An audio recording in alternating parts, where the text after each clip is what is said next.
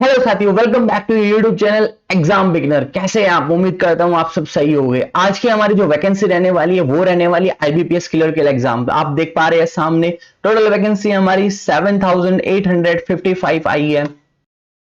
6 अक्टूबर को नोटिफिकेशन आ गई थी, 7 अक्टूबर से एप्लीकेशन भी लाइव हो चुकी है। आपको ये सारी डिटेल मालूम है, बट अब इससे आगे क्या? इससे आगे हम देखेंगे कि क्या आपका लास्ट ईयर का पेपर रहा था, क्या आपकी एग्जाम डिफिकल्टी थी, किस तरह का डिफिकल्टी लेवल में मॉडरेट था, इजी था, प्रीवियस ईयर कट ऑफ क्या रही थी, प्रिपरेशन हम कैसे करेंगे, सिलेक्शन प्रोसेस क्या रहेगा, सिलेक्शन के बाद हम बात करेंगे आपकी सैलरी क्या रहने वाली है, सैलरी के बाद हम बात करेंगे आपका फ्यूचर में आपका प्रमोशन स्ट्रक्चर क्या रहने वाला है, आपकी ग्रोथ क्या रहने वाली है। तो ये सारे पॉइंट ऑफ व्यू पे हम बात करेंगे। बट उससे पहले अगर आप हमारे चैनल पे नए हैं तो चैनल को सब्सक्राइब कर ले, वीडियो को लाइक करें और दूसरे लोगों में शेयर करें। शुरुआती 1000 सब्सक्राइब की मुहिम को पूरा करने में हम लोगों की मदद करें। तो चलिए शुरू कर लेते हैं एक जोरदार session. Participating banks in IBPS clerk 2021, यानी इसमें हम पहले ये जान लेते हैं सब कुछ शुरू करने से पहले कि कौन कौन बैंक्स के लिए यहाँ पे ये एग्जाम होता है। इंडिया में टोटल कितने बैंक्स है जिनमें ये एग्जाम होने जा रहे हैं, यानी आपका जो सिलेक्शन होएगा वो कौन कौन से बैंक में होएगा, आईबीपीएस किन किन बैंक्स के लिए ये एग्जाम कंडक्ट कराने जा रहा है। तो जैसा आप स्क्रीन पे देख पा रहे हैं, बैंक ऑफ बड़ौदा पहला बैंक रहने वाला है, Bank of India, Bank of Maharashtra, Canara Bank, Central Bank, Bank, Indian Overseas Bank, Punjab National Bank, Punjab and Sindh Bank, UCO Bank और यूनियन बैंक, यानी इन टोटल 11 बैंक्स के लिए आईबीपीएस इस क्लरिकल एग्जाम को कंडक्ट कराने जा रहा है। आपकी जो टोटल वैकेंसी आई है 7855, वो वैकेंसीज आपकी इन्हीं सब बैंकों के लिए आई है ऑल ओवर अक्रॉस इंडिया। तो नोटिफिकेशन तो आपने पहले ही देख लिया क्या रहने वाली है, कौन सी इंपॉर्टेंट डेट्स है, कैसे क्या होता है। बट फॉर द बिगनर्स जो फर्स्ट टाइम इस एग्जाम को अपेयर करने वाले, हम उनके लिए एक ओवरव्यू कर लेते हैं। यहां देख पा रहे हैं हम कंडक्टिंग जो अथॉरिटी हमारी वो आईबीपीएस है। ये आईबीपीएस क्लरिकल एग्जाम है। पोस्ट आपका क्लरिकल ग्रेड रहेगी यहाँ पे। सेकंड थिंग की ये नेशनल यानी अक्रॉस इंडिया है और ऑनलाइन आपके एप्लीकेशन मोड है। साथ ही आपकी जो 7855 यानी 7855 आपकी ऑल ओवर इंडिया वैकेंसी आई हुई है। बैंकिंग आपकी ये जॉब रहने वाली है। 30 लैंग्वेज में होती है ये, हाँ ध्यान दीजिए 30 लैंग्वेज में होती है अक्रॉस इंडिया। अलग अलग स्टेट में अलग अलग लैंग्वेज आपको देखने के लिए मिलेगी। इंग्लिश और हिंदी इसमें इंक्लूडेड है। मल्टीपल चॉइसेस आपके यानी ऑब्जेक्टिव टाइप आपका सीबीटी यानी कंप्यूटर बेस्ड आपका ये पेपर होने वाला है, चाहे प्रीलिम्स हो या फिर मेंस हो। आपका जो एग्जाम मोड रहेगा ऑनलाइन रहेगा, यानी वही सीबीटी। प्रीलिम्स और मेंस इसमें दो एग्जाम होंगे। ग्रेजुएट कैंडिडेट इसमें अप्लाई कर सकते हैं। मिनिमम आपकी 20 से 20 तक एग्जाम सकती है। ibps.co.in करके यहाँ पे इनकी ऑफिशियल वेबसाइट है, वो नीचे मैं डिस्क्रिप्शन दे दूंगा, वहां पे भी आप खोल के इसको विजिट कर सकते हैं। आगे आपकी इंपॉर्टेंट डेट्स वही नोटिफिकेशन 6 अक्टूबर को आई, 7 अक्टूबर को आपकी एप्लीकेशन फॉर्म लाइव हो चुकी है। 27 आपकी जो अक्टूबर है तब तक एप्लीकेशन फॉर्म रहनी है। नवंबर में एक्सपेक्ट किया जा रहा है आपका एडमिट कार्ड आकर एग्जाम दिसंबर में कंडक्ट हो जाएगा। आपका जो मेंस एग्जाम की बात की जा रही है यहाँ पे जनवरी में आ रही है और आपका अप्रैल तक आपको सिलेक्शन मिल जाएगा। नेक्स्ट देख लेते हैं एप्लीकेशन फीस कितने रहने वाली है। वो 175 रुपीज है ओनली आपकी एससी एसटी पीडब्ल्यूडी कैंडिडेट्स के लिए और जनरल ओबीसी कैंडिडेट के लिए 850 रुपीज है। ऑब्वियसली फीस बैंकिंग सेक्टर में जितनी भी जॉब आती है, आईबीपीएस की आए, एसबीआई पीओ की आए, फीस ज्यादा ही रहती है, चाहे वो पीओ की और क्लिनिकल एग्जाम की हो। तो बच्चे इसको भी देखकर बहुत ज्यादा कंसिडर करके फॉर्म छोड़ देते हैं। नेक्स्ट है आपकी एग्जाम एलिजिबिलिटी की, यानी क्वालिफिकेशन आपसे जो है मांगी है वो डिग्री मांगी हुई है। आप किसी भी स्ट्रीम से क्वालिफाई हो एफिलिएटेड यूनिवर्सिटी से तो आप इसके लिए एलिजिबल हो। बट साथ ही साथ में आपके पास यहाँ पे कंप्यूटर लिटरेसी सर्टिफिकेट या डिप्लोमा या ऑपरेशन में आपके पास कोई भी डिग्री होनी चाहिए कंप्यूटर ऑपरेशन में। तो अगर हम यहाँ पे एज की बात करें तो 20 से 28 की है, वो मैं आपको पहले बता चुका हूँ। नेक्स्ट है हमारे नंबर ऑफ द अटेम्प्ट्स की, यहाँ पे कोई लिमिट नहीं है अटेम्प्ट्स की, आप कितनी बार भी हर साल अप्लाई कर सकते हैं 20 से 28 तक का। बस यही कंडीशन है कि आप यहाँ जो मैक्सिमम एज है वो 28 दी हुई है, तब तक आप नंबर ऑफ अटेम्प्ट्स कितने भी दे सकते हैं। नेक्स्ट बात कर लेते हैं एग्जाम पैटर्न की, वो इंपॉर्टेंट है। अब एग्जाम पैटर्न की अगर हम बात करें तो सबसे पहले हम देखेंगे कि प्रीलिम्स का पेपर होता है, देन मेंस का पेपर होता है। प्रीलिम्स की बात करेंगे तो उसमें आपके सब्जेक्ट कौन से रहने वाले हैं। सब्जेक्ट आपके पहला इंग्लिश लैंग्वेज है, दूसरा आपका सब्जेक्ट न्यूमेरिकल एबिलिटी आएगा, तीसरा सब्जेक्ट आपका रीजनिंग एबिलिटी आएगा। इसमें अब पैटर्न की बात करें तो English language, numerical ability, reasoning ability में आपके नंबर ऑफ क्वेश्चंस 30 आएगी इंग्लिश लैंग्वेज में और मार्क्स भी 30 रहेंगे। बट इस पोर्शन को कवर करने के लिए आपको सीबीटी के दौरान 20 मिनट्स मिलेंगे। न्यूमेरिकल एबिलिटी की बात करें तो यहाँ आपको 35 क्वेश्चंस देखने के लिए मिलेंगे, 35 ही मार्क्स के रहेंगे और 20 मिनट्स आपको इसके लिए मिलेंगे। रीजनिंग एबिलिटी में आपको 35 क्वेश्चंस मिलेंगे, 35 मार्क्स के रहेंगे और 20 मिनट्स आपको मिलेंगे, यानी टोटल 1 घंटा आपको इस पेपर को सोल्व करने के लिए मिलेगा। 100 मार्क्स आउट ऑफ 100 क्वेश्चन। बस इंग्लिश लैंग्वेज में 30 क्वेश्चन हो गए, बाकी दोनों न्यूमेरिकल एबिलिटी में, रीजनिंग एबिलिटी में आपको देखने के लिए मिलेगा 35 क्वेश्चन।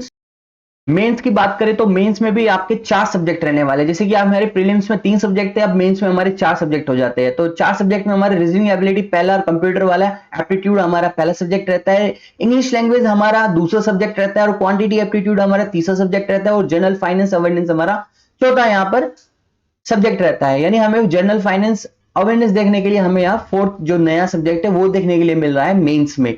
तो इसमें अगर पैटर्न की बात करें तो इसमें रीजनिंग एबिलिटी और कंप्यूटर एप्टीट्यूड दोनों कंबाइन कर नंबर ऑफ द 50 क्वेश्चंस आएंगे, मार्क्स आपके 60 रहेंगे। इसमें 45 मिनट्स आपको इस सेक्शन को कवर करने के लिए मिलेगा।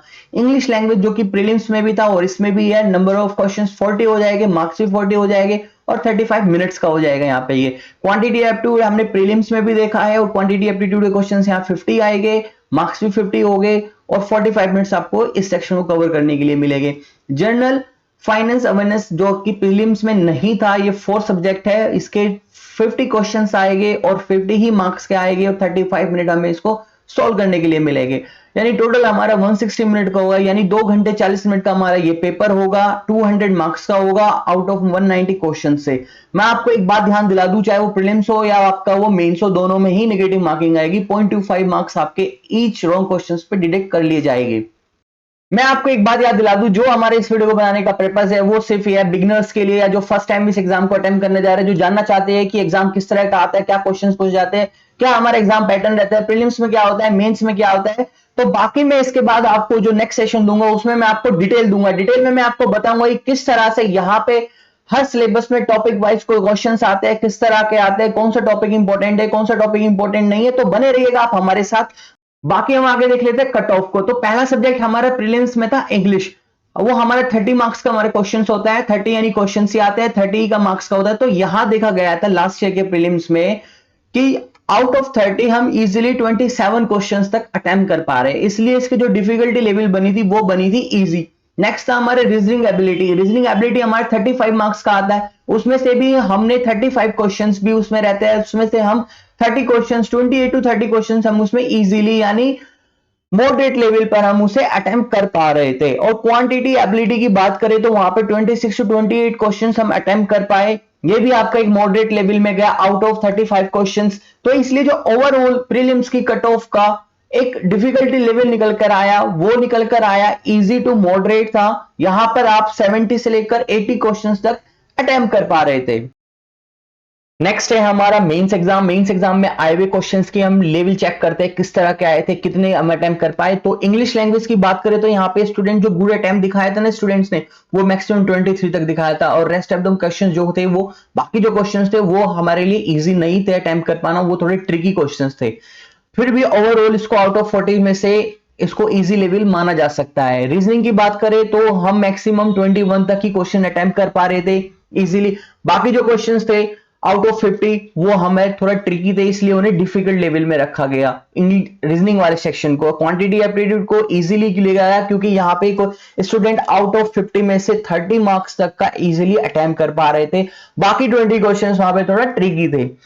जनरल अवेयरनेस या फाइनेंस की बात करें तो उसमें भी इजी लेवल रखा गया क्योंकि यहाँ पे भी 50 में से स्टूडेंट 30 क्वेश्चंस तक का इजीली अटेम्प्ट कर पा रहे थे, बाकी जो क्वेश्चंस थे वो थोड़ा ट्रिकी थे यानी वो डिफिकल्ट लेवल के थे। ओवरऑल अगर हम इस पेपर की बात करें मेंस की जो कि प्रीलिम्स के बाद था, उसमें देखने के लिए ये मिला जो क्वेश्चंस आए थे स्टूडेंट के, उनकी प्रिपरेशन को देखते हुए स्टूडेंट उसको मॉडरेट वे में लेकर गए, यानी वो अगर पेपर एनालाइज किया गया तो वो मॉडरेट कहलाया उसका डिफिकल्टी लेवल। यहां पे देखने के लिए ये है कि आउट ऑफ 190 में से आप 100 क्वेश्चन अटेम्प्ट कर पा रहे हो तो ऑब्वियस सी बात है वो मॉडरेट कहलाएगा। अगर आप यहां 100 में से इजीली 120 130 क्वेश्चन अटेम्प्ट कर पाते 190 में से तो आपका ये कहलाता इजी, बट ये आपका मॉडरेट रहा है। और हर साल इसी तरह से पेपर रहता है, इस साल भी इसी तरह ही पेपर रहेगा। अभी तक हमने सब्जेक्ट देखा, सब्जेक्ट के बेस पे हमने उसका एग्जाम पैटर्न देखा, हमने ये भी देखा कि क्वेश्चंस किस टाइप के आते हैं, कौन सा इजी सेक्शन रहता है, कौन सा डिफिकल्ट सेक्शन रहता है।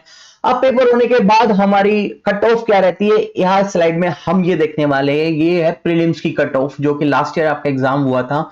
यहां हम पहले दिल्ली की देखते हैं, ये जनरल कैटेगरी कट ऑफ है, वो 77 रही थी आपकी प्रीलिम्स की आउट ऑफ 100। और बात करें अगर हम यूपी की तो वो 73.5 रही थी आपकी, राजस्थान की 78.25 रही थी, पंजाब की 75 72.5 रही थी। ऐसे ही आपकी उत्तराखंड की 78.50 रही थी। इसी तरह से आपकी जो एमपी की रही थी वो 77.75 रही थी। वैसे तो ये जो मेरे पास लिस्ट थी वो पूरी ऑल ओवर इंडिया की थी, बट जो मेन है वो मैंने आपके साथ डिस्कस किया। इससे हम आइडिया लगा सकते हैं कि हमारी कट ऑफ किस तरह से रहती है हर साल। इसी तरह से इस साल रहेगी। तो आगे देखते हैं मेंस की। मेंस की हम बात करें तो जो मेंस की कट ऑफ है, यानी आपकी 190 मार्क्स में से कितने मार्क्स पे सिलेक्शन दिया गया था। दिल्ली में देखा जाए तो जनरल कैटेगरी में 44 था और ओबीसी कैटेगरी में 36.88 था। अगर छत्तीसगढ़ की बात करें तो यहाँ पे आपकी जो जनरल कैटेगरी थी वो 41.88 थी और ओबीसी कैटेगरी 39.50 थी। चंडीगढ़ की बात करें तो ओबीसी कैटेगरी में यहाँ पे 31.63 पे आपको सिलेक्शन मिल गया था और यहाँ पे 34.50 पर आपको जनरल कैटेगरी में सिलेक्शन देखने के लिए मिला था। यही अगर हम देखें तो मध्य प्रदेश की यहाँ पे तो आपको यहाँ पे ओबीसी कैटेगरी में 17.88 देखने के लिए मिल रहा है ओवरऑल में से, और 36.38 आपको देखने के लिए मिल रहा है जनरल कैटेगरी में। कट ऑफ हमारे लिए किसी भी एग्जाम को लेकर एक सीट कंफर्मेशन की तरह काम करती है। अगर हमने उस एग्जाम में कट ऑफ क्वालिफाई कर लिए तो हमने अपनी सीट कंफर्म कर ली है। बात अगर हम देखें तो प्रीलिम्स की या मेंस की, इन सब कट ऑफ को जानने के बाद हमारे मन में सवाल यह आता है कि हम अपनी तैयारी कैसे शुरू करें, किस तरह से हमें अप्रोच करें। तो उन स्टूडेंट्स के लिए मैं पहले यहां बात करूंगा जो फर्स्ट टाइम इस एग्जाम को देने जा रहे हैं, वो पहले इस एग्जाम को क्रैक करने की नहीं, इस एग्जाम को समझने की कोशिश करें, गो थ्रू करें हर चीजों को जाने, क्योंकि एक महीना है, एक महीने में आप चीजों को गो थ्रू कर सकते हैं। बहुत अच्छा आपके पास चांस है इस पेपर को जानने समझने का। आप अटेम्प्ट करें इस पेपर को, आप पेपर देकर देखें कैसे आपकी परफॉर्मेंस आती है, उसको एनालाइज करें और नेक्स्ट ईयर के लिए आप अपनी अच्छे तरीके से प्रिपरेशन करें।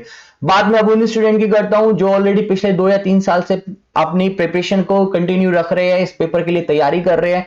वो बस बेसिक सी चीजें है, आपकी डेली रूटीन में रहना है, आपको मॉक टेस्ट दे देना है, प्रीवियस पेपर रखना है और आपको अपनी करंट अफेयर और जो भी जनरल अवेयरनेस फाइनेंस का सेक्शन है उसको टाइम टू टाइम कंप्लीट करते चलना है। बाकी और भी अगर आपको कोई भी किसी तरह क्वेरी है प्रिपरेशन को लेकर, आप मुझे नीचे कमेंट करके पूछ सकते हैं, वो डेफिनेटली आपकी प्रॉब्लम सॉल्व की जाएगी। नेक्स्ट हम बात कर रहे थे सिलेक्शन प्रोसेस की। सिलेक्शन प्रोसेस किस तरह से रहता है, प्रीलिम्स और मेंस आप क्वालिफाई करोगे तो कट ऑफ अगर आपने क्वालिफाई कर लिए तो आपका सीट कंफर्मेशन है।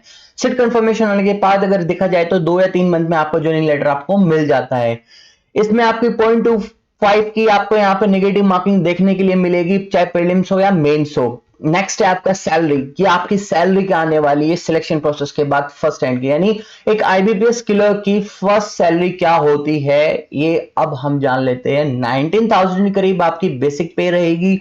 डियरेंस अलाउंस जो आपको मिलेगा 5,000 के करीब मिलेगा, 4,000 के करीब आपको स्पेशल अलाउंस मिलेगा और 800 के करीब आपको आपका ट्रांसपोर्टेशन का अलाउंस मिलेगा। इसके बाद आपकी जो ग्रोस पे बनती है हाउस रेंट लगाने के बाद भी वो 32,000 मिलती है। डिडक्शन के बाद आपको इन हैंड 30,000 के करीब आपको इन हैंड सैलरी मिलती है एक आईबीपीएस क्लर्क के लिए। नेक्स्ट है आपका प्रमोशन स्ट्रक्चर, यानी आपकी ग्रोथ क्या रहेगी। आप एक क्लरिकल से अपना करियर स्टार्ट करते हैं, विद इन 2 या 3 इयर्स के अंदर आपका इंटरनल एग्जाम की हेल्प से आपका प्रमोशन होता है प्रोबेशनरी ऑफिसर पर। देन उसके बाद आप प्रमोट किए जाते हो मैनेजर के लिए, सीनियर मैनेजर के लिए, चीफ मैनेजर के लिए, असिस्टेंट जनरल मैनेजर के लिए, डिप्टी जनरल मैनेजर के लिए और इन द एंड आपको जनरल मैनेजर तक का भी प्रमोट किया जा सकता है एक क्लरिकल करियर से। यानी यहां हमने जो ओवरऑल बात की आपकी हर तरह से, चाहे यहां आपका एग्जाम पैटर्न हो, सिलेबस हो, सब्जेक्ट हो या आपकी लास्ट ईयर की कट ऑफ हो, एग्जाम एनालिस्ट किया हमने, यहाँ पे आपका सैलरी हमने डिस्कस की, यहाँ पे हमने आपके साथ आपका करियर ग्रोथ क्या रहने वाली वो हमने डिस्कस की। इतना सब कुछ जान लेने के बाद अगर आपका कोई डाउट रह जाता है किसी तरह का तो आप मुझे नीचे कमेंट करके पूछ सकते हैं। आप चैनल को सब्सक्राइब करें, वीडियो को लाइक करें और अधिक से अधिक लोगों में शेयर करें। इसके बाद एक हमारा डिटेल सेशन आएगा, उसमें हम डिस्कस करेंगे सिलेबस को, टॉपिक्स को, हाउ टू प्रिपेयर को और एग्जाम पैटर्न को और अच्छी तरीके से जानेंगे हम। तब तक के लिए मिलते हैं फिर और किसी अपडेट के साथ। Till then bye bye.